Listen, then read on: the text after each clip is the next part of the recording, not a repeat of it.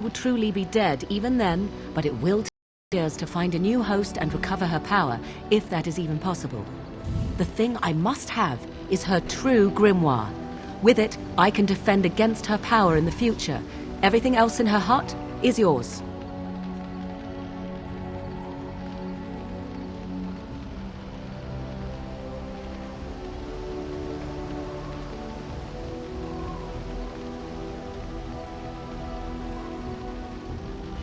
Not really, but the sooner the better, no?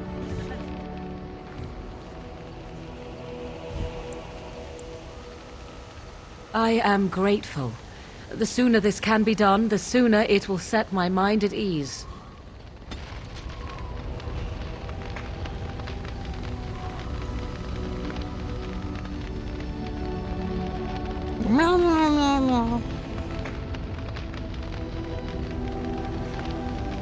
Alright. Time for me to go kill Flemeth. Oh, there she is. There's the old woman. Emissary The who? Circle of Magi stands ready to assist, Grey Warden, as do the Templars of the Chantry.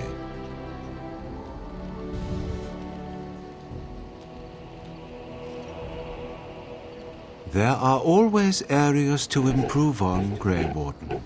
The most useful for my talents are runes.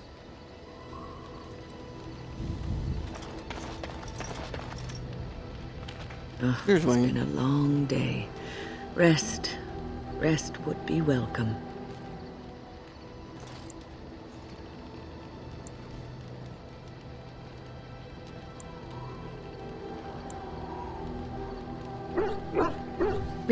Yes, of course.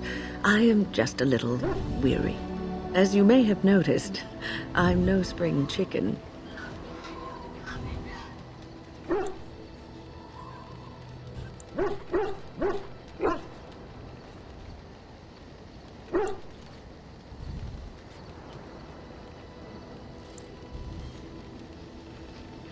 Ha, very funny. But in all honesty, I do not know how many years I have left in me. I have lived for such a long time, but there is always something else to do. And I have to keep going in order to do it. I think I will be glad when I am done.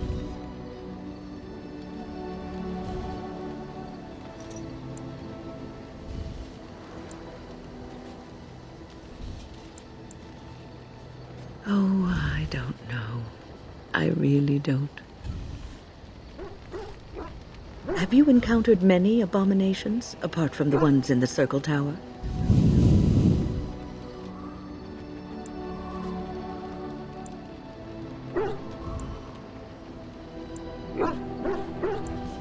You are younger than I, and your nerves yet have some steel in them. Did you feel any fear facing the abominations?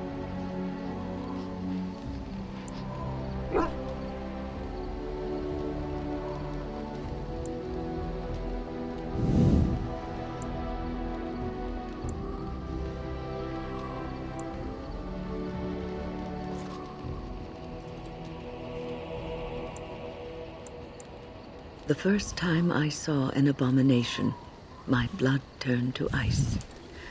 It was months before the nightmares stopped. It was the knowledge that I could easily become one of them that frightened me the most.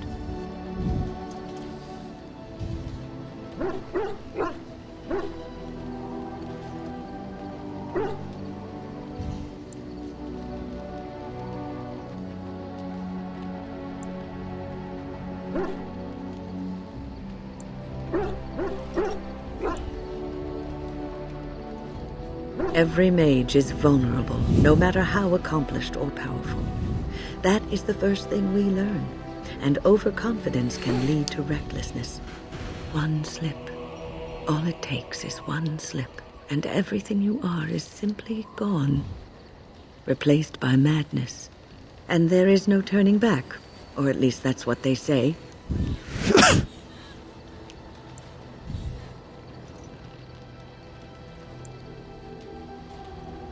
Of late, I have begun to wonder if If there is any way an abomination can be cured, or if a mage could be so possessed and still retain their sanity, their humanity.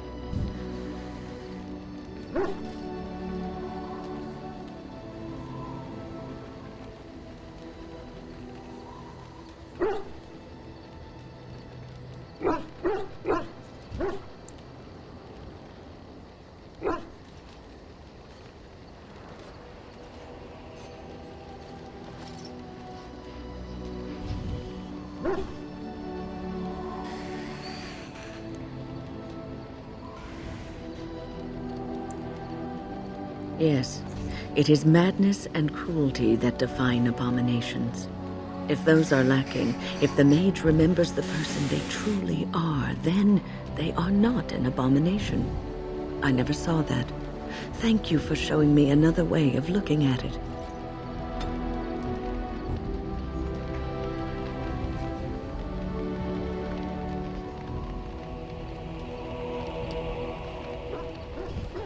So, tell me, how did you become a Grey Warden?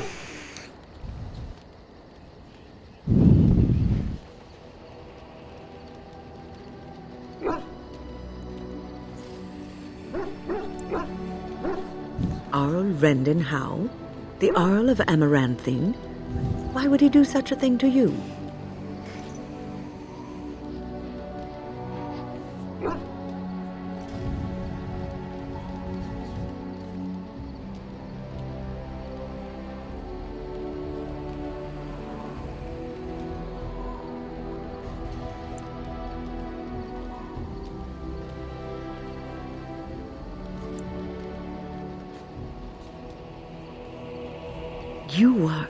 You are the last of the Couslands? I had no idea. My lord?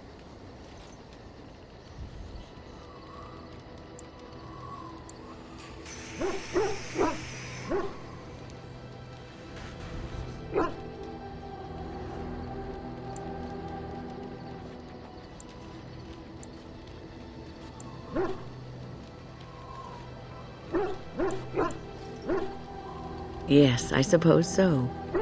You can no longer have a title, can you? But that does not mean you must forget utterly where you came from. Take heart, dear friend.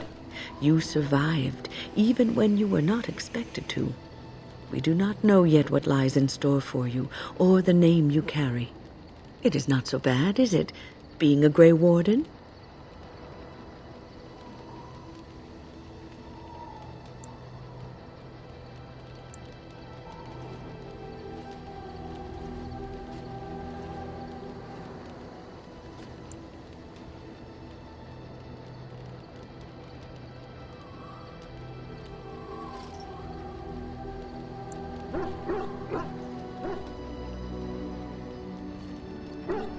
Sometimes it gives me comfort to think that everything will end up the way it's supposed to.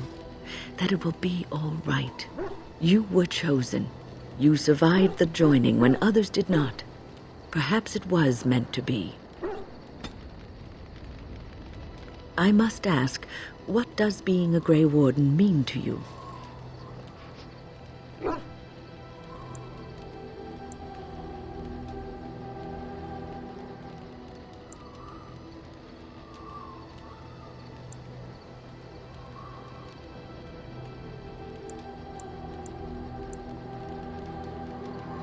There's that, of course. But there's more to being a Grey Warden than killing Darkspawn and saving the world from the Blight. Ultimately, being a Grey Warden is about serving others. About serving all people, whether elves or dwarves or men.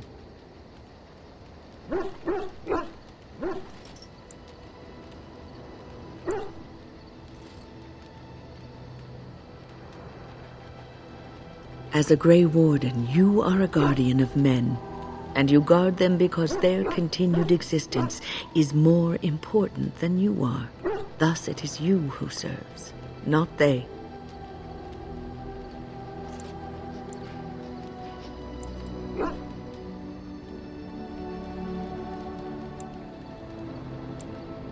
A good king, a true king who cares for his land, uses his power to rule firmly but fairly. He serves his people first and foremost. The king who does not do this, who believes that he is entitled to his power, who abuses it and uses it for his own means, is a tyrant.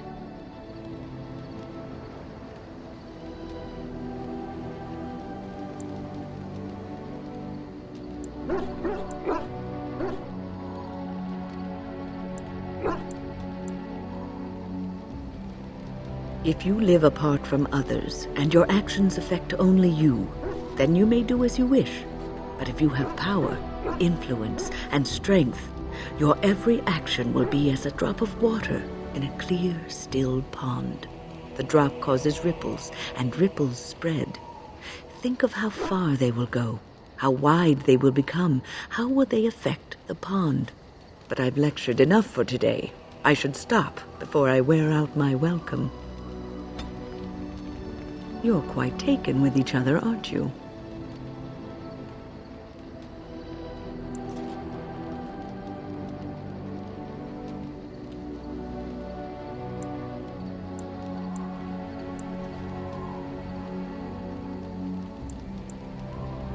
Well, she's hardly discreet. The way she looks at you, it's as though she's completely forgotten there's anything of you above the waist.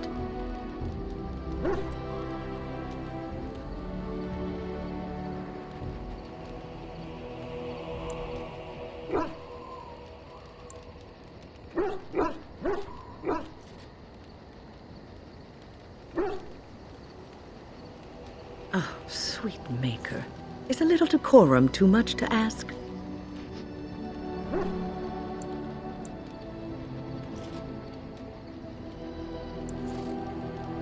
Moving along now, I've noticed your blossoming relationship, and I wanted to ask you where you thought it was going. She is a cunning woman, a Maleficar. She will use you for her own ends.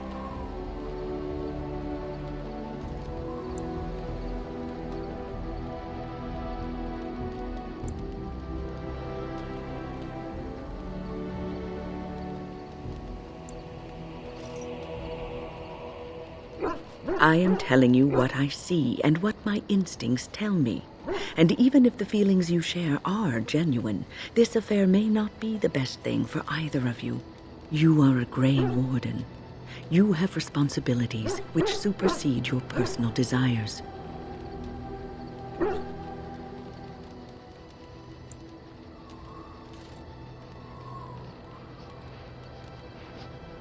Love is ultimately selfish.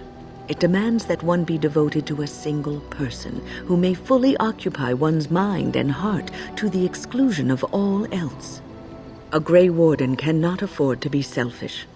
You may be forced to make a choice between saving your love and saving everyone else. And then what would you do?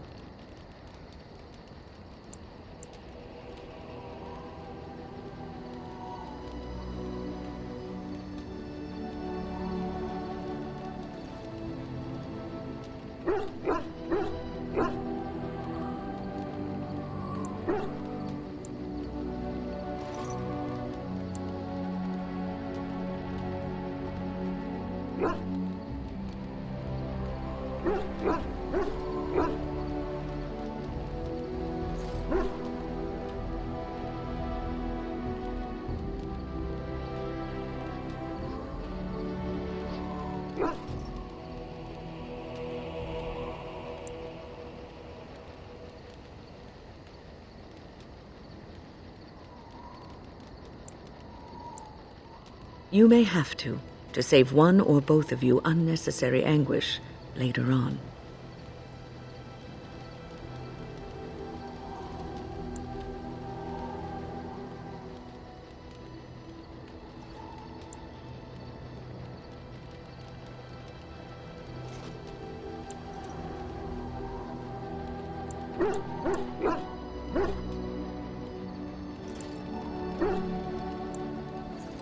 I have given my advice. Do with it what you will. Is there something you need?